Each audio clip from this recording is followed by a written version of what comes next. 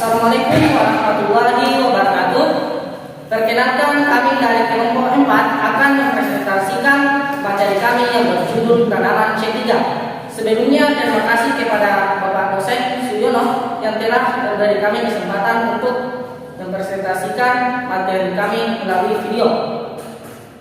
Pertama-tama kami mengucapkan rasa puji syukur atas kehadiran Allah yang telah memberi kami kesempatan untuk hadir hari ini, dan tak lupa pula kita kirimkan salam serta salawat kepada baginda Nabiullah Muhammad SAW. Untuk lebih mengefisienkan waktu, perkenalkan saya Syekh Sati sebagai moderator, Nana Nurjana sebagai pemateri pertama, Widya sebagai pemateri kedua, Zainab sebagai pemateri ketiga, dan Nurlaila sebagai pemateri keempat. Supriyadi sebagai pemateri kesimpulan,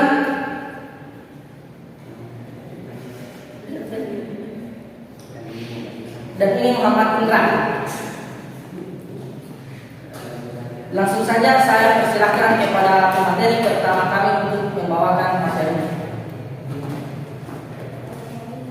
Baiklah, dalam materi pertama yaitu definisi tanaman C3. Tanaman C3 adalah tanaman yang mempunyai lintasan atau siklus BCR atau sering disebut siklus Calvin, yang dapat menghasilkan asam organik yang mengandung 3 atom C, dan jaringan yang terlibat dalam fotosintesis adalah jaringan mesofil. Lintasan itu dimulai dari lingkaran CO2 dengan RTB dan RUBP.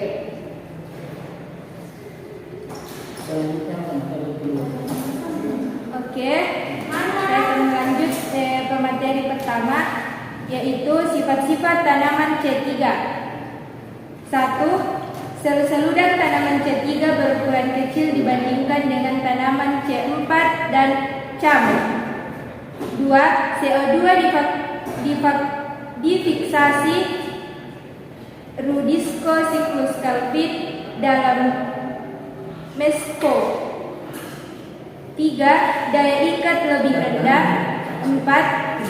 Penyesuaian tanaman C3 pada keadaan panas dan lembab lebih kuat. 5.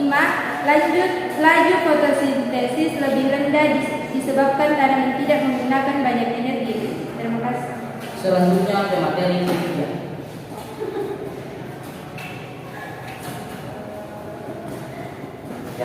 Contoh tanaman C3 diantaranya adalah padi, kedelai, gandum, aglonema, dan durian. Tanaman-tanaman ini masuk dalam kategori C3 karena cara mengikat CO2 dari atmosfer dan menghasilkan produk awal dari asimilasi. Sekian. Selanjutnya pemateri keempat.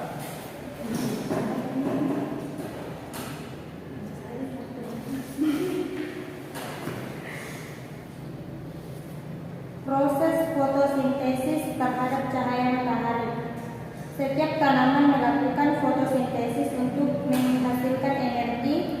Pada umumnya fotosintesis melalui 2 tahapan, yaitu reaksi tarangan, reaksi gelap. Reaksi terang yaitu perubahan energi cahaya menjadi energi kimia dengan output O2. Sedangkan reaksi gelap yaitu terjadinya reaksi siklik CO2 dan energi yang didapat dari reaksi terang berupa ATP dan NADPH membuat gula. Siklus Calvin juga terjadi pada reaksi gelapan menghasilkan 3PGA.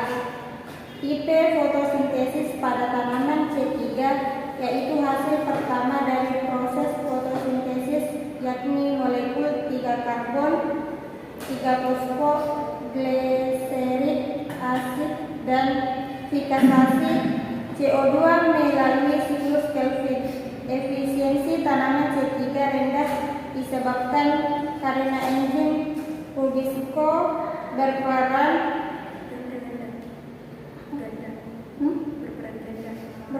rendah, yaitu meningkatkan CO2 dan mengaktifkan oksigenase ketika fotorespirasi. Selanjutnya Supriyadi akan membacakan kesimpulan dari pemateri kita tadi. Kesimpulan, fotosintesis ini disebut mekanisme ketiga karena molekul yang pertama kali dibentuk setelah oksigenasi karbon adalah glikol berkarbon 3 fosfoglisierat. Kebanyakan tumbuhan yang menggunakan fotosintesis C3 disebut C3 dalam fotosintesis C3. Berbeda dengan C4, pada C3 karbon dioksida masuk ke siklus Calvin. Secara langsung struktur kloroplas pada tanaman C3 mempunyai kemampuan fotoresepsi yang rendah karena mereka tidak memerlukan energi untuk pikasasi sebelumnya. Tanaman C3 dapat kehilangan 20% karbon dalam siklus Calvin karena radiasi. Tanaman ini termasuk salah satu grup filogenit. Untuk menghasilkan satu molekul glukosa diperlukan 6 siklus C3. Baiklah, itulah tadi hasil dari pemaparan materi kami. Kurang dan lebihnya mohon dimaafkan. Sekian dan terima kasih. Wassalamualaikum warahmatullahi wabarakatuh.